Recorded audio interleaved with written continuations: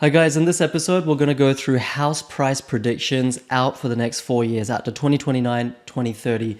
We're going to go through which city has the most chronic undersupply. I'm going to share with you this brand new data. We're going to go through mortgage arrears and what they're likely to do. We're going to go through the incredibly high amount of household debt per GDP that Australia has compared to other parts of the world. How on earth can house prices keep rising? Surely people can't afford them anymore.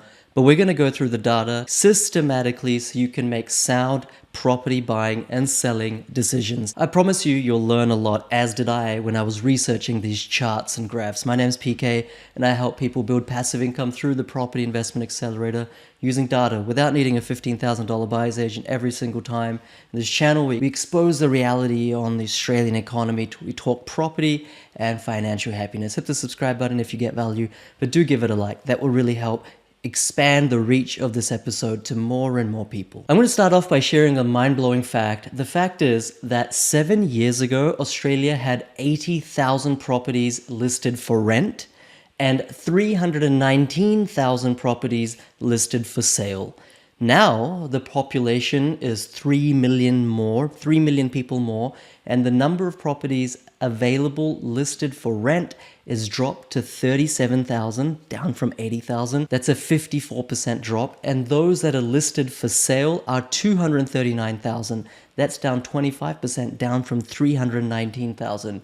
Suffice to say, we have a massive supply issue. There's just not enough properties for everyone to buy and rent. And that's one of the reasons why lateral economics are now predicting, alongside Albo's first home guarantee scheme, the 5% deposit scheme, which I've done other episodes on, this will push prices up nationally between 5.3 and 9.9% in the next 12 months. Now that's a conservative figure if you ask me. And there are some places in Australia, for example, southwest Sydney, where only 519 homes are right now under construction compared to what they need, which is 7,335. I'm not even going to try to calculate that percentage because it's an abysmal number. That's why I think so many parts of Australia are going to boom, including the location that I just mentioned. In fact, 77 suburbs, according to ABS, nationwide that were under $500,000 have doubled to $1 million plus in the last decade, according to PropTrack data. This number of suburbs that will double under 500K in the next 10 years, I think is going to actually be more than double or triple. You could see 140 or even 210 suburbs, in my humble opinion, looking at all the data factors, painting a multi-dimensional picture of what's going on. The number of suburbs that will double under 500K to beyond $1 million in the next 5 to 10 years, in my estimation, will be well beyond 140, if not even 210. Those are the ones you want to be investing in. And the rest of the episode, let's go through the data so you can build a thesis for yourself. Let's start with this predicted housing supply out to 2029. This is from Urban Task Force, ABS, and the federal government themselves.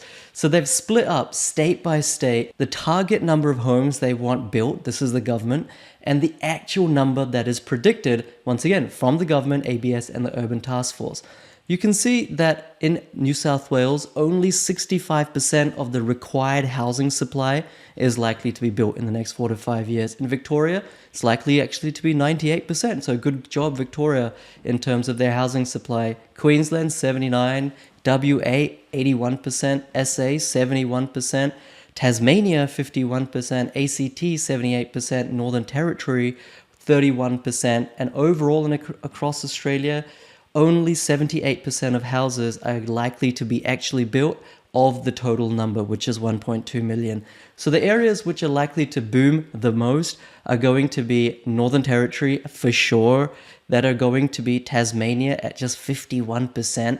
And then you're likely to see South Australia continue to do well, Queensland continue to do well. You might see a number like 98% for Victoria and think, hey, that's not going to boom. And I agree. I don't think Victoria at large is going to double in the next 4 to 5 years, but there will be pockets, and there already are, that are growing it by 10 to 20% just in the last year or the last 18 months. So very much comes down to markets within markets for Victoria. Now, I think an incredibly interesting graph here is the average annual house price change between 2010 to 2025.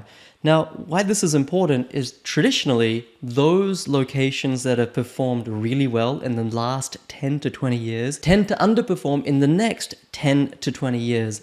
So those that have done incredibly well, Adelaide, it's gone up on average almost 8% per annum. Sydney's gone up almost 8% per annum, whereas in the previous decade before that, it didn't. Brisbane, of course, more than 6%, Hobart 6%, Melbourne's right down, Canberra's right down, Perth is right down, and Darwin is actually not grown on a net basis. You triangulate this data with the undersupply data that I just shared, you find that Perth and Darwin had low supply percentages and they haven't grown in the context of the last 15 years. So they've got a lot of potential. Canberra and Melbourne too. Melbourne doesn't have a huge supply issue like we just learned, but nonetheless, statistical averages are on its side. And Hobart had a huge undersupply as well in the previous chart. And here, yes, it has performed as well, but not as much as Adelaide and Sydney. So make of this what you like, but those cities on the right-hand side, if you look back in 2040 or 2035, these are the locations you'll probably thank yourself for investing in. Of course, Canberra has huge land tax, so you might want to discount it because of that. I'm not saying don't invest in Sydney, like I just mentioned. Southwest Sydney, amazing pocket to invest in right now. There's markets within markets, but this is at a macro city level. And because of these reasons, house price expectations are now even higher than what they were in the COVID boom. The right-hand side axis is an index, and this orange line shows household expectations for house price growth. And this is from Cotality, Macrobond, Melbourne Institute as well. That's the data source. You can see people expect house prices to rise more, or more people expect them to rise than they even did in the 2021 massive boom.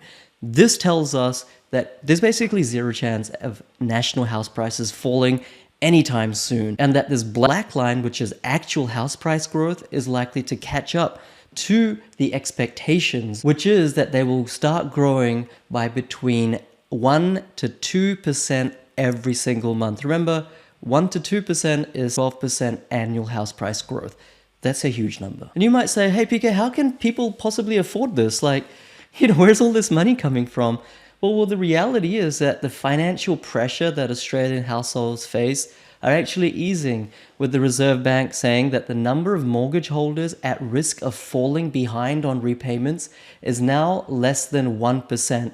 This figure has not been this low since 2022, at the start of when interest rates started rising. So those mortgage holders that have a buffer in their mortgage repayments, like they're going to run out of money but have a buffer of just less than 6 months, in the orange, that's falling. That means that mortgage arrears are getting better and better and better. You can see this according to Australian household debt percentage to disposable income. This is from APRA and ABS. Everyone thinks, oh, people are mortgaged to the hilt. But check this out. We're actually at very similar household debt to income levels as we were back in 2018. Yes, that did go up a lot from 2012 to 18, but since that time, despite the huge rate rise cycle, we're pretty much flat. So this huge price boom that housing has experienced over the preceding 5 or 6 years has not come at the expense of burgeoning losses or financial pressure or rising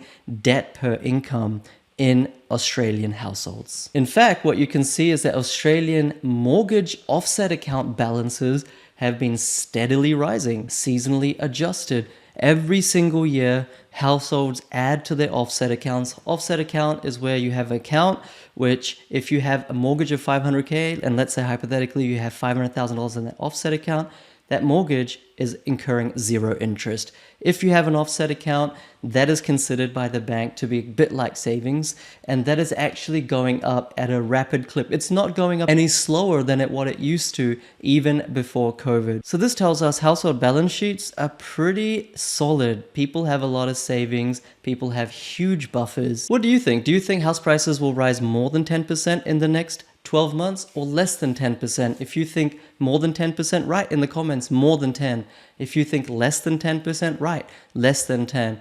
But one thing's for sure, prices are going to rise dramatically, and that this momentum is unlikely to stop in the next 4 to 5 years, out to 2029, 2030. I think there will likely be almost 100 suburbs where the prices have gone up more than 50, if not even 100%. So this is an amazing time to be buying property. All data points towards house price growth. I know this is an unpopular opinion, and those of you who don't own any real estate in Australia, you're praying and wishing and hoping for a crash. It's just not going to come. You don't have to listen to me. These are objective stats, and I've shared thousands of charts in the recent years on my YouTube channel, and basically 95 to 99% of the time what I've been saying has been correct. For the sake of all of you who don't own property and think the market will crash, I hope I'm wrong. But let's be realistic. For those of you who do want to own property and are considering should I buy or not, the time to buy was yesterday, and the second best time to buy is right now. Make sure you know where to buy, how to buy, do it with precision, because not all areas are going to grow equally, and I want you to escape the middle class and be on the right side of the haves versus have-nots equation, because also in the next 4 to 5 years, the middle class is going to become completely obliterated. I'll do another episode on that. My name's PK. Hit the subscribe button. To level up, I'll leave links below to my podcast, Oz Property Mastery with PK, on Spotify and other platforms, as well as my Facebook group with almost 70,000 people, Australian Property Mastery with PK. Hit the subscribe button. Very thankful for you being part of my community. Thanks, guys.